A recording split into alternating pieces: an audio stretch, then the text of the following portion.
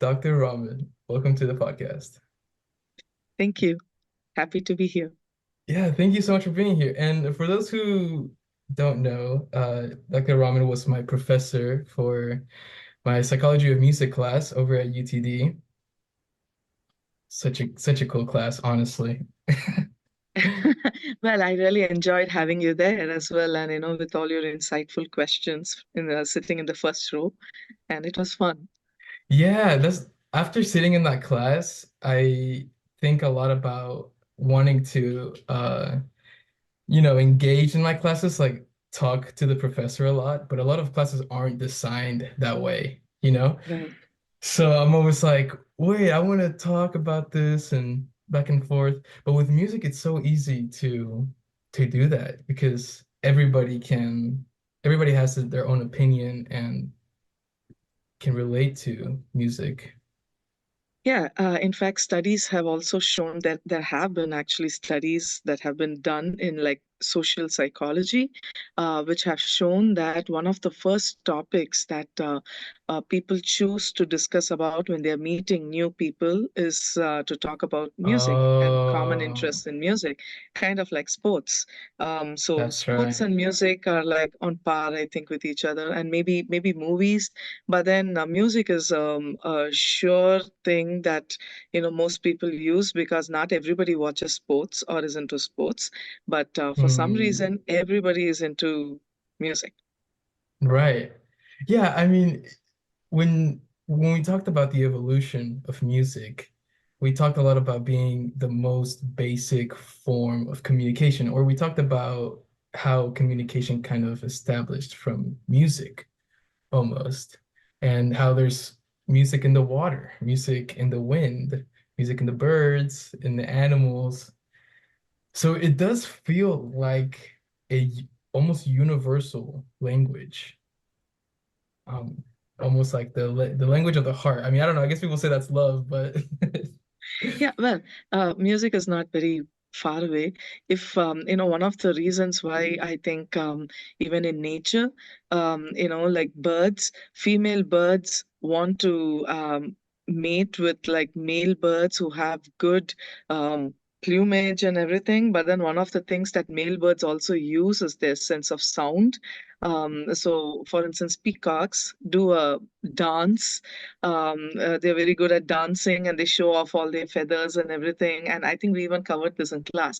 Like that, we have male birds who, like, strut around showcasing their vocal skills, which go on to show that, hey, they are smart, they're intelligent. Well, if it's human beings, then you know that musicians do make a lot of money, the popular ones. So, and they have a lot of style, class, usually a lot of empathy and emotions and things like that. And people, but of course, in with human beings, it's not that dimorphic. Like, not all only males do music or something. It is both females and males do music in human category, but still, it's something that everybody is really fond of, and is one of the things that I think attracts a partner. Common interest in music, Hmm. even if you're not able to do music. I have a lot of music, well, semi professional musicians who married professional musicians, or professional musicians who married semi-professional musicians. And one of the main reasons is this attraction of being able to do music together or enjoy and appreciate music together. Hmm. Wow. Yeah, that's awesome. That's very interesting. It's interesting how different music can be. For example, we talked a lot about different cultures and different musical cultures and how there's different music for different cultures. And not only is there different music, but there's different rules and sounds that we don't even acknowledge in our culture, for example, than other cultures. And not to just talk about cultures and stuff, but like it's just so interesting. I mean, I understand how animals have different callings for one another because different species, but within humans, we all have such different music, and it's just, and I think I asked this in class too, like, why doesn't everybody listen to the same music? I mean, it's kind of saying, why aren't we all one culture? But it's like, why can't we enjoy Indian music or ragans and all combine as music instead of as um culture or stuff like that, you know? I don't know. Yeah, so I mean, there are like several ways to answer this question, and I don't think any one answer can be considered as the best answer or something.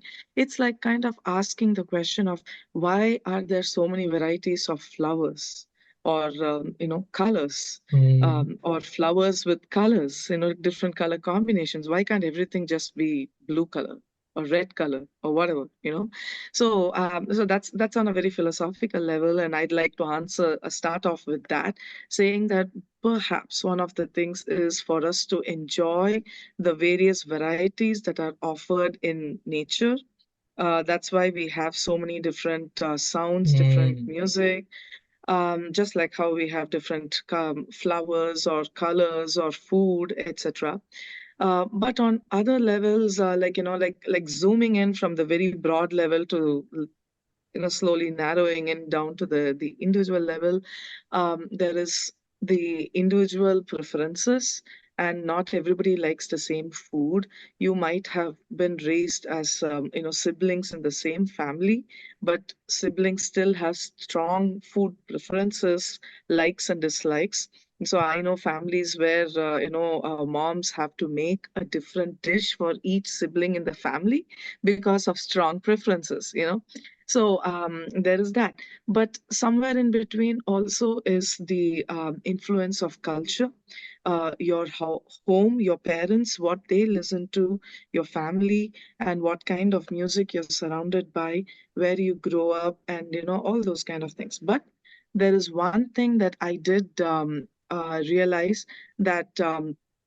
Along the way, once again, there have also been studies, but even we have tested this out personally in the lab, is that even if it's across cultures, with more familiarity, and I love to like quote this, these are my own words. Okay, so um, I'm not quoting anyone here, but myself when I say that um, with familiarity, they usually say that familiarity breeds contempt, but with music, familiarity breeds, love for the music. So even if you don't like a mm, particular kind of music for the very first time, the more you listen to it, the more it gets into you, and you actually begin to like and enjoy the music.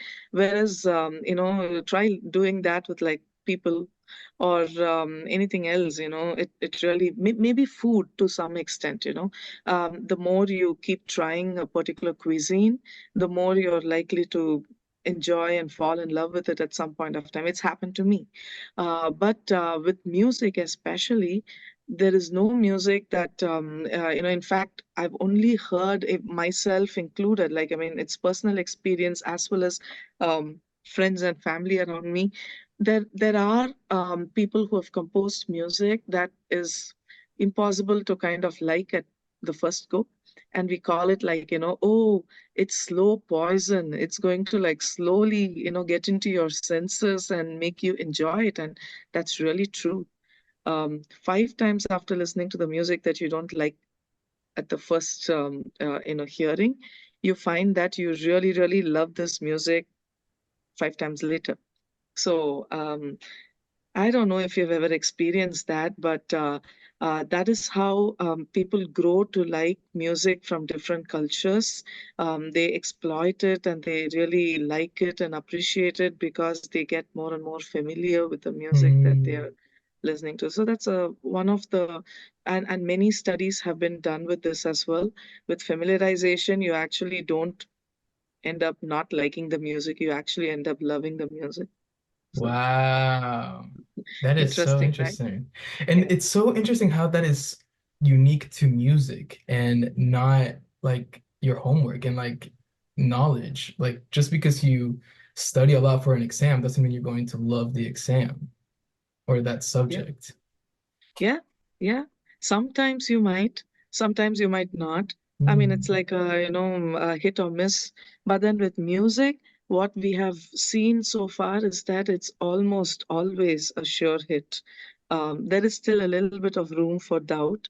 I mean, the person might mm. just be very stubborn, but in general, the more you listen to it, you'll realize that the more you listen to it, you're beginning to like hum it without even realizing it. And then when you realize it, you'll be like, oh gosh, do I actually like the music that I did not like before?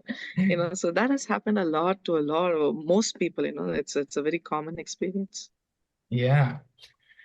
Well, I wonder if like what about music makes it like so enjoyable? And would that translate to the culture? Like if we were to and you're from India, right? Yes. And hence the Indian wear today without realizing. But And you were kind of having to learn American music, and you learned to love it, right? Eventually. yeah, well, I mean, I was exposed to a lot of, growing up, a lot of Michael Jackson, Whitney Houston, Paula Mm. Abdul, and all the people who are like famous in the early 90s, late 80s, early 90s, and then, Backstreet Boys. I mean, I've been like all over the place and heavy on pop culture, but because that is what I was exposed to. But and then from there it grew and I began learning um, western instruments, keyboard and piano and then guitar, and finally started even singing western classical. I still learn western classical and I sing western classical. So for me, but all this started definitely.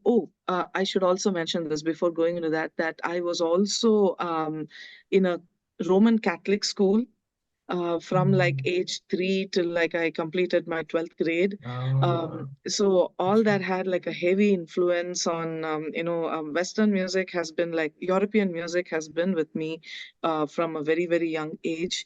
But at the same time, my family, primarily listens to South Indian classical or Carnatic music, as we call it.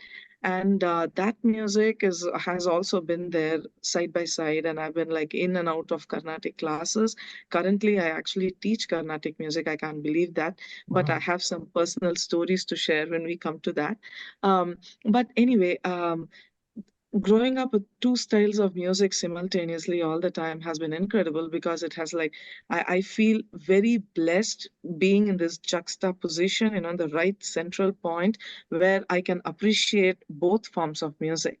And some people, like some Carnatic musicians, are extremely biased. They're like, oh, Carnatic music is the best. And some Western musicians are like, equally biased, saying that, oh, Western music is the best.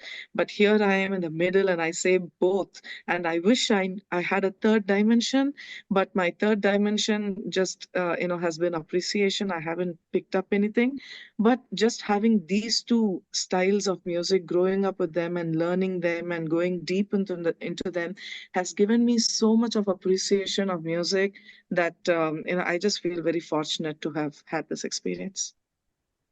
Which one do you like more? Like I just mentioned, I have no favorites. Okay. Both of them are like, equally in my soul, and I'm just so glad that I can Hmm. rely on both of them to be able to appreciate all this music that I hear in the world today. Yeah, We and learned about schematic and veridical knowledge, so I apply both to both, and I'm just grateful for that. yeah. Wow, that is so sick. I had a similar type of thing with Mexican music, Spanish music, Mhm. which is more similar to like Western. I guess it is part of the West, but with India, their scales, their music is so different. I mean, they literally use scales and modes in India as medicine. Like they have their consequences and effects each unique mode. Do you think that Western music also has unconscious effects within its scales, or has that been like proven that it doesn't? Well, music therapy exists in Western music. It's very, very popular. And as I'm Mm, sure you're aware of that, now it's just how um, maybe there are differences. I actually, that's a very interesting question, and it's just making me think that maybe there are differences in how the different styles of music are applied towards therapeutic purposes. I know that with Indian music, we are very heavily reliant on the modes because it's all, it doesn't have, Indian music doesn't really work on harmony. I mean, these days there is fusion and they've brought mm, that in, but it's primarily right. like, melody lines which are accompanied by other instruments. Whereas in Western music, the heavy emphasis is on harmony. I'm at least talking about classical music, may not be so much with the popular variety. And there are not many modes that you have in Western music. Like you have the minor modes and then the, major mode, and then you have the ancient church modes. And there is a couple of papers that Dr. Dowling and I we published together, and we have mentioned that there are about like a total of 13 modes that you can claim in Western music, as Mm, opposed to millions of modes that are possible in Carnatic music. But I mean, out of which we use currently about 350 different modes. We call them ragams or rag, whatever, however you want to anglicize it, but it's basically mhm, ragam. And I think that that is why there is a heavy reliance on using those different modes to see if they have the different sound forms have effects on uh, have mm, therapeutical benefits. Whereas with Western music, since there are not that many modes, it relies heavily on things like, the harmony, the formation of the melody, and things like that. I'm sorry. Go Maybe I ahead. should like mute this thing because it's like, is it like disturbing? No, no, it's Because good. okay, message tones are like coming through, and no Oh, emails no, and it's all. okay. No, I didn't hear it. Okay. All right. It's okay. Yeah. So I think that's the basic idea here. Um, Also, music therapy is extremely popular in India. We have different Mm, modes that are used for things like fever and stomach pain, or jaundice and depression, and some modes that researchers have identified as working better with than other modes. Um, but I strongly suspect, now I'm not into music therapy, but then I have read up a lot. I have spoken to a lot of researchers and practitioners of music therapy back in India, and and even to clients who have undergone music therapy. And my strong suspicion is that it is all personal preferences once again. So if you prefer a particular mode, you might want to like go back and listen to it over and over and over again. It's like, having your personal preference for a particular song. Do you like song A or song B? And if you like song B, then that is something that has a greater chance of providing therapeutical effects than song A, which you might not like at all, you know? So yeah. I think, yeah, that I strongly suspect that that could be one of the. So basically, what I'm trying to say here is individual differences and preferences might very strongly underlie how effective certain modes are or certain modes are not, you know. Mm, So, yeah. that's right. In my cognitive psychology class, I have been learning about studies that they did on attention. And one of the studies was when cell phones first came out, and they're wanting to see the loss on driving and texting and calling, and also listening to music, because they wanted to see if that was also dangerous. Mhm. And it turns out that listening to music is like perfectly fine. Like it doesn't need your, I think it's your visual sketch pad that that you use when you talk to someone on the phone. Like apparently you don't use that when you're not creating a mental image when you're listening to music. And that is so fascinating that like that's a thing, and also the idea of using music as a form to like alter consciousness. It's so interesting to me. Like, how can you Yeah. do both at once? Yeah. So, my comment on the first thing about traffic is I cannot drive without listening to music.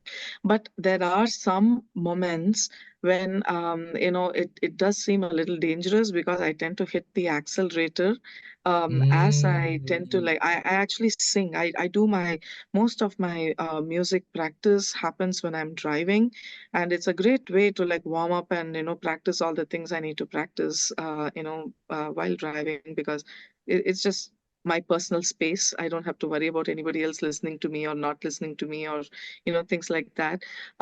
And sometimes when I go to higher pitches, I notice that I also tend to press the accelerator more, so I just have to watch out. So sometimes but I also notice that my senses are on high alert though I'm singing and I'm listening to music or whatever, but it just helps me concentrate. If I don't have music, I feel that I tend to drift away with my thoughts. So with music, I feel that it helps me concentrate just for driving music because it keeps me focused on the task and I'm not thinking other thoughts. It's just music and the driving. Whereas when I'm sleeping or trying to sleep or when I'm studying, I get extremely distracted with music. So I can never listen to any sounds Mm. when I do music. Sorry, when I'm studying or when I'm trying to sleep. I cannot do music. I cannot even do speech. I just need silence when and we've done this in class where I ask people to like provide your opinion on whether you, listen to music while studying or you prefer not to. And it's kind of half and half. People have their preferences.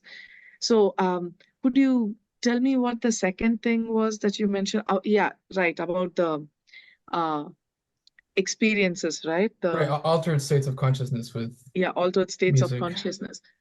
Music is considered, at least in Eastern philosophy, in Indian philosophy, maybe I should just be very specific and say with Indian philosophy, which is considered as one of the most ancient philosophies in the world. Just to give you an idea of how old this is. So one of the greatest epics of India, which actually took place, called the Ramayana, they originally carbon dated the relics that are left behind the ruins, etc., to like about 7,500 years ago. But now with the latest technology, and there was a whole documentary on it on History Channel or something which I saw a few years ago, they've now dated it back to like 75, 80,000 years ago. So our philosophy is like that old. I mean, kingdoms were in India happening when the rest of the world didn't have. Uh, well, there probably were like Neanderthal people, around. Mm. So that philosophy back then agrees, and from then on agrees that music is one of the ways to reach the highest state of meditation. Like, I mean, you can meditate and reach higher states of consciousness. So music is another way, another form of meditation that can help you reach those consciousness. And that can be witnessed even today. And I always make it a point to mention this in class too, that you don't need any kind of alternate drug to like get you into those high states. All you need to do is like jive to music that you really, really love, Wow. and you would have seen me also leaving class after performances or after a very nice interesting discussion in class, and I'd be like all energetic and high and loving it. And yeah, so you don't need any kind of external help stimulants to get you to that state. All you need is music, and it doesn't even have to be an Wow. external source of music. It can be an internal mental source of music that's like constantly playing in your head, that can get you to those altered states of consciousness. Wow. And you can't get addicted. Yeah, yes, and with no side effects, no harmful side effects. Oh, See? So it is best to interesting. get addicted to things like music than, put your body and mind through harm. Right. Wow. I love that. That is so fascinating. Because there's always like when you finish listening to a song that you love, you get that feeling where like the feeling goes away. You're like, Mhm. oh, okay. I was high just now, like, like, and now I'm Yeah. sober.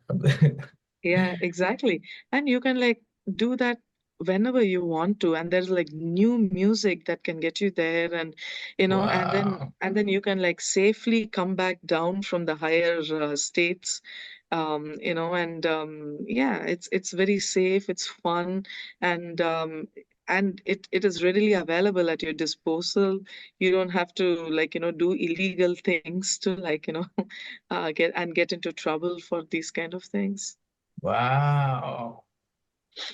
That makes sense when I think about like mantras, for example, Mhm. or prayers. Like I there's a lot I don't hear a lot of mantras in the West, but there is nursery rhymes, right? Like Yeah. row, row, row your boat, which Mhm. you sing to children to help them go to sleep. Mhm. Um, but it's so interesting to think about it as uh mixed in with like spiritual views and Mhm. like for example church. There's music in church, like that's how music originated in the West because Mhm. of the religious church Of course. values. Yeah. And that's so interesting. Like um do you know if in India they would use like actual drugs in religious purposes before music? Um, so it depends on where and when. Um, Mhm. Drugs are viewed very negatively in India, and people don't do it. But there are like, fanatics and people who are religious as well, who do it in some remote places. And I haven't necessarily visited those places, but I have heard about, especially in the north. I have heard, like, for instance, people do smoke marijuana, and there are some other kind of drugs which are not as addictive or whatever negative as like the ones that are synthetic, like for instance, fentanyl and things like that, right? But there are some locally made things that people use in order to reach those meditative states, and try to seek those alternate consciousness levels. Um, and I'm not sure how. I mean, I haven't heard of things like mixing it with, for the sake of producing music or things like that. But I mean, if you ask me if India is a drug-free country, then I would say no. It's there everywhere. But and for religious purposes, yes, because and for meditation and things like that, people do use it.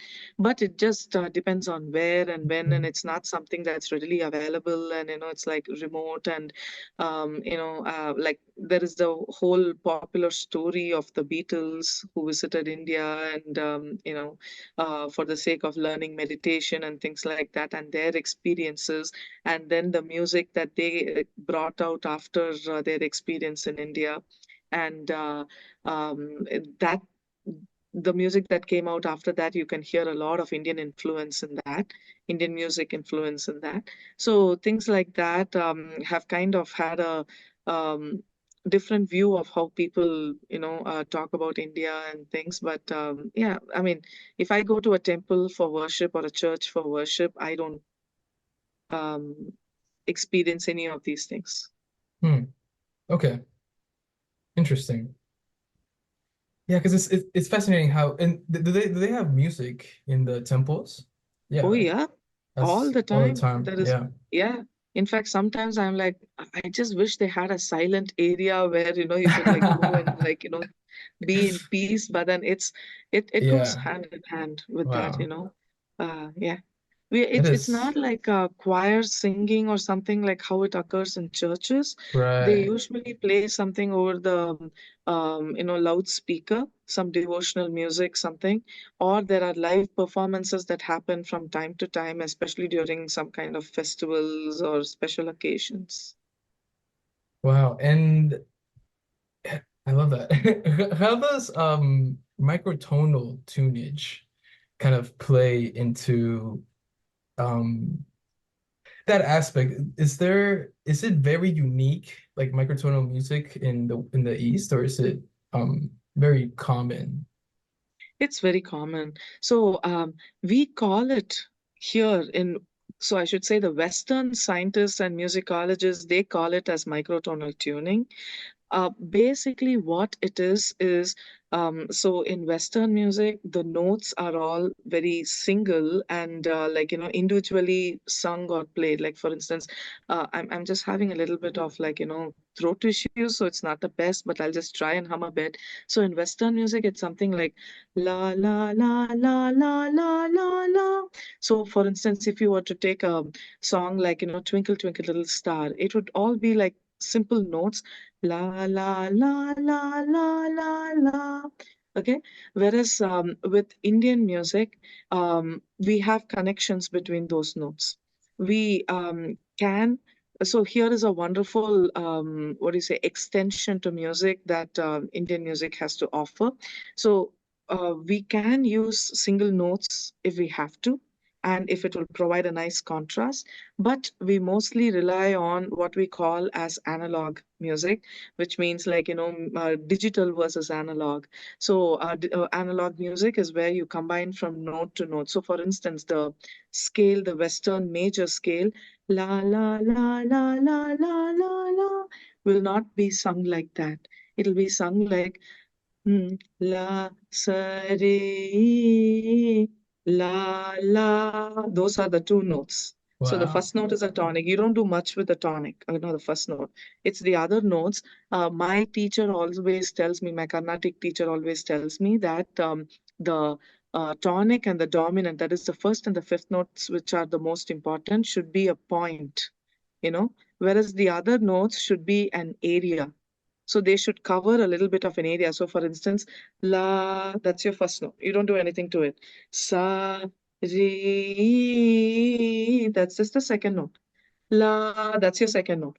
But look at the area that it covers. So it goes both above and below it. I mean, it depends on which ragam it is, but it's just for this particular ragam or mode, it goes like that. Sari ga.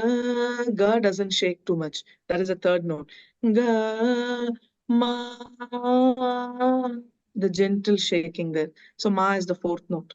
Pa is the fifth note, and that's a point, like I told you. So we can't do pa. That just sounds very bad, very weird, and it destroys the stability of the scale. So that is how we kind of decide, how to bring, um, that is how we do it. Okay, so we just connect between the notes. And Western people call it as microtonal intervals. We don't sing at, like, for instance, Persian music has micro notes, microtonal notes at microtonal intervals. I can't hum it, but it's like a note that is between, for instance, if it is let's say C and D, you have a C sharp or a D flat. And this note would be somewhere between D flat and D, in between that. So that is truly um, microtonal note. But Indian music, we don't do it like that. We connect the notes from one note to the other Mm. note. The connection is the one that sounds very different. It provides a lot of possibilities to explore both melodically as well as emotionally, and that is why we are able to, remember and perform so many different modes, because each mode is very unique. Because of the way the emotions are attached to the note, it's not just so the expression of the whole scale changes, and because of that we are able to develop and work with so many different modes. Mm. Wow, that is amazing. It's kind of like what you call ornamentation in Western music. So you have, in Western music, we have trills, for instance. Mm, mm, La, la, la, something like that, that's a trill. Right. But that kind of uses all the frequencies in between. La, Um, you know. So wow. the same kind of thing we use in a similar kind of thing in Indian music. So it's not that it is non-existent in Western music. It's just that they are used for a specific purpose and they are called ornamentations. And there are different types of ornamentations in Western music as we have in Indian music. Wow. So do you think to combine the two is um unnecessary, or not unnecessary, but Not like required. yeah, yeah, like do you think there could ever be like a perfect mix of the both or something like that? And like I think about the Beatles and how they incorporated a lot of Indian instruments and stuff like that into their album. And I think like why doesn't everyone do that? Like how do you think that a song or like I think about the universe. I had a guest on here earlier who his name is Vinyl Williams. He's John Williams' grandson. Oh, Yeah, and he has this really cool concept of looking at musical astrology. So he nice. like he'll connect the months of the year with the notes in the major scale. And we'll be like, if you were born in the 10th month of the year, and you're talking to someone who was born on the, I don't know, on the 7th or something, then you look at those degrees, and that's the same relationship that you would have. But we also talked about a music that would be like the tempo of the earth spinning or something like that. So, do you think that there could be some kind of universal language or complete merge of all of these, especially with AI that's coming too? Do you think there could be a convergence of all of these songs, I mean, styles of music to one universal style or genre, kind of like what the Beatles did? How do you Well, think you that do would look? have, yeah, you do have something called the world music, for instance. And, I mean, um, it's an extremely personal preference and opinion, and my personal preference and opinion is I'm open to, like, there are several Western artists who have tried to incorporate some aspect of Indian music in it. I love it. It Hmm. just depends on how they've taken it. Like, for instance, there's a song called um, All You Want, I think it's called, by Dido. All You Want. Yeah, I think it's called All You Want by Dido. One of my most favorites because she uses the scale called Vasanti, which is an Indian ragam, it's this one, plain notes, and not like Indian style of singing, but just the whole mode gives a totally different flavor and feel to that music. And there's a little bridge in between, which is of the major scale, but everything else is in the scale of Vasanti, and I just love it. How she's like brought about that whole music a little bit. I don't know if she knows that she's brought in an Indian thing here. It could be a coincidence, but it's just done so flavorfully, so beautifully. So yeah, it's a personal preference thing. Yeah. Not everybody appreciates it. I do know a lot of people, especially older people, who just absolutely don't like anything to be tampered. They just like their little segments of, this is this, that belongs there, this belongs here. There's a lot of fusion music that is happening in India right now, thanks to the influence of the entire world. So we do have like Um, for instance, lo-fi music. In fact, I just finished reviewing a manuscript on lo-fi music's prevalence in India, and how it came about during the COVID times, and how they're using Bollywood music to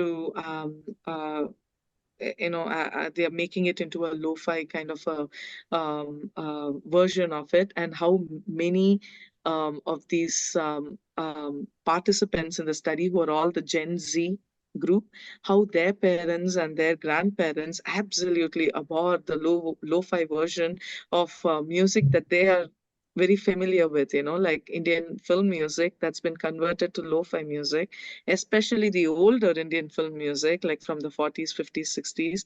And they just don't like it at all. And they're like, I mean, it just has to be. So I think it's just a preference, the Right. culture, the times that you are growing up in, and, the music that you're surrounded by. And the one thing that I would say, because I'd like to think of myself as a very positive person, is that I do strongly believe that having um, these different musical systems throughout the world. I mean, you have Indonesian music, and the gamelan, we saw that in class. And then we have the Chinese music, Japanese, and everything has their unique flavor, the African music, and etc. So of course, South America, and can't be without mentioning their styles of music, like the tango and all that. So if you were to, like, put all these things together, just imagine the variety of new stuff that you will get out. I mean, just combining two. We have music which are tango styled Indian film songs. They can't be classical. Obviously, classical has definitely a different meaning to it now, but more contemporary music that can be combined with, like, different genres. It's so much fun. There's so much of scope for the future, because sometimes I worry, oh my gosh, have we exhausted all the melodies now? Because now people are just using the old melodies and trying to recreate something on that. Don't Can't we come up with like new melodies anymore? But then combining new musical styles, or existent musical styles from other cultures, might actually offer that possibility of Oh, creating new music and new genres. And yeah, there's a lot of scope for wow. A the new future, I culture. feel. Yeah. Wow. Yeah, because I try to think about like other forms of art Mhm. and how that also has its unique perspectives, and how just with technology we're getting so much, like now we can listen to any type of music from any part of the world instantly. Yeah. So that's going to open a lot of Yeah. possibilities. Yeah. Before we end the conversation, I know you wanted to touch on this, but I would love to talk a little bit about your journey on how you became to be a music psychology teacher and also a researcher. Yeah, so I've had an interesting, experience, and I'd like to share that definitely. So when I was, growing up, apparently all my report cards from kindergarten and until the fourth grade, always talk about, like, the teachers tell, like, she loves to sing. She's singing all the time, humming all the time, or doing music all the time, something like that, and in a very positive way. And suddenly it stopped from like the fourth grade onwards. And the reason is because I distinctly remember, now I don't remember who it was, but an aunt of mine was talking to my mother, and I was like sitting below the dining table and playing, and they'd forgotten that I existed or something. And I was like, humming some music, something, Oh singing to no. myself in my squeaky voice. And the aunt told my mom that, she should not let me sing because I'm singing in this false voice. And it is very bad for the culture, for the health, for the household, whatever, and things like that. I heard that, and that was the day when I just stopped singing altogether. Oh wow. And I so love to sing, and I couldn't do that anymore because this just hit me. I was just in fourth grade, how old was I? Like maybe 10 years old, 9, 10 years old. And it just struck such a, I was Mhm. not a very sensitive person or something, but I don't Yeah. know, this just like hit me somewhere and I just stopped singing after that. And then in school and choir, I was still in choir. But then around the same time, I think around sixth grade time, a similar kind of incident happened where the teacher pulled a friend of mine and me out of the choir because they wanted to have some eighth grade students in. And we two were the tallest in the group, and they had already stitched our uniforms. So our uniforms would only fit the eighth grade students, and so they pulled us out of the choir, and that kind of made me decide that okay, I have a horrible voice and I just don't want to sing. I should not sing and do myself and Right. the world a favor, and I pulled out. And but music wouldn't leave me. I was naturally a musician.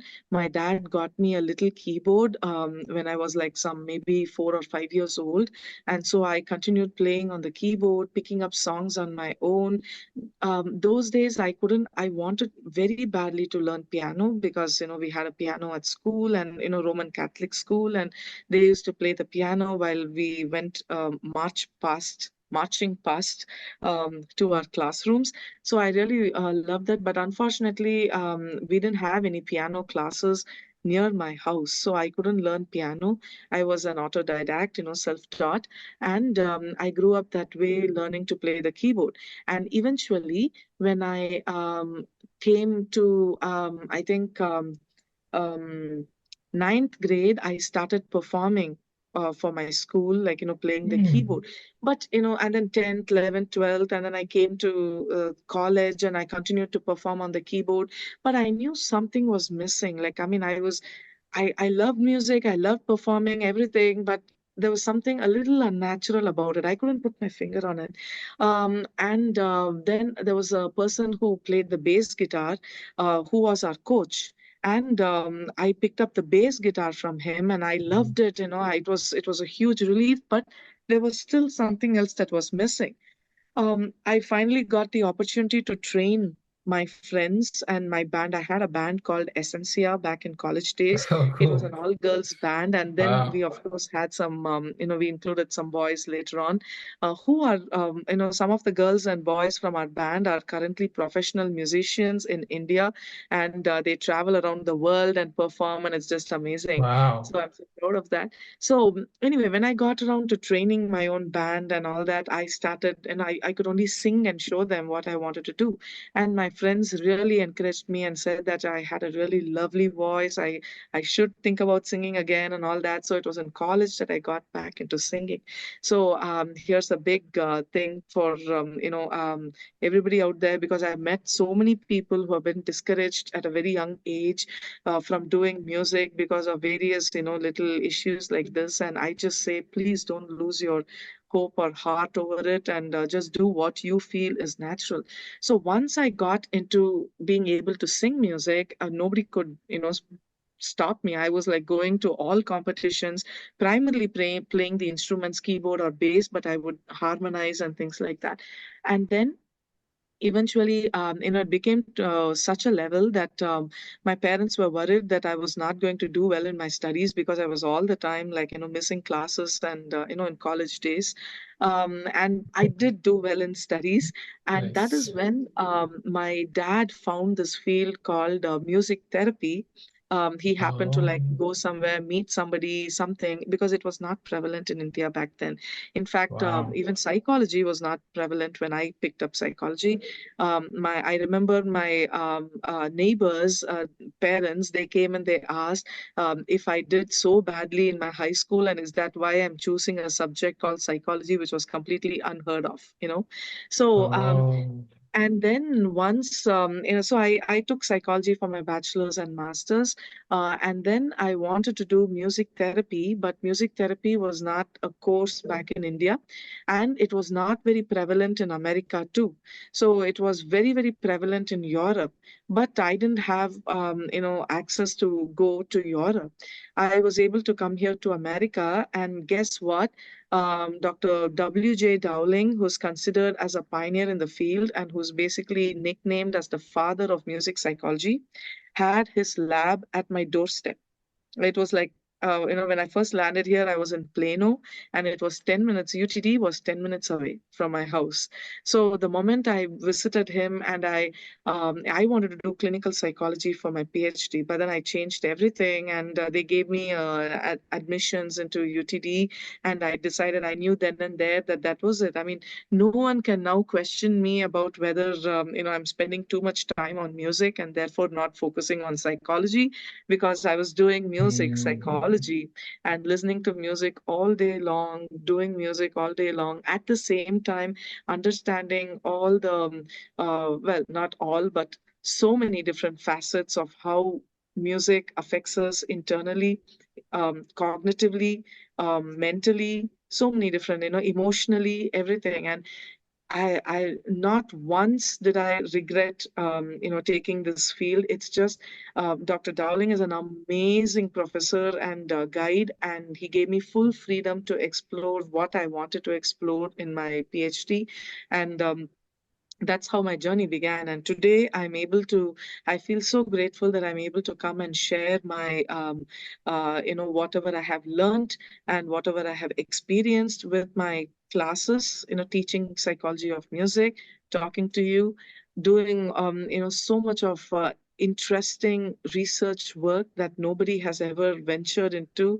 I'm hoping to be able to publish more papers. I have a lot of papers a lot of studies that I worked on, which I just haven't had the time to publish, but I'm hoping that, it would come out someday and people will be motivated.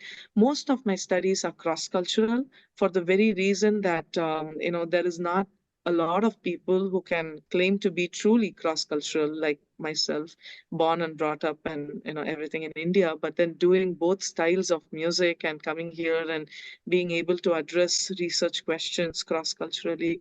So I just feel very fortunate that I have been given all these opportunities to learn and come and share with students and others. Yeah, yeah. I mean, I'm very grateful to be able to have someone like you in my school. My pleasure, and it's vice versa. You're a wonderful student in my class. Ah, thank you. And yeah, Dr. Doling is such a cool guy. Did you know him before you went to UT Dallas? No, I met him. I had emailed him. I didn't know who he was. They hadn't advertised at UTD. UTD Oh, didn't have a very good website back then, yeah. whereas now their website is like top notch. So music cognition was a course offered as an elective. So, and the professor who taught it was Dr. Dowling. They had an email for him, and so I emailed him and asked if I could meet him. And I hadn't yet applied to UTD then, I was just going to meet him. I was not sure what to expect there, because they didn't have a clinical psych program, and that was the only thing that I wanted to do. So when I landed at his lab, he showed me everything and the research work, this, that, and I discussed with him, and I spoke about my ideas of, like, how I'd like to do music.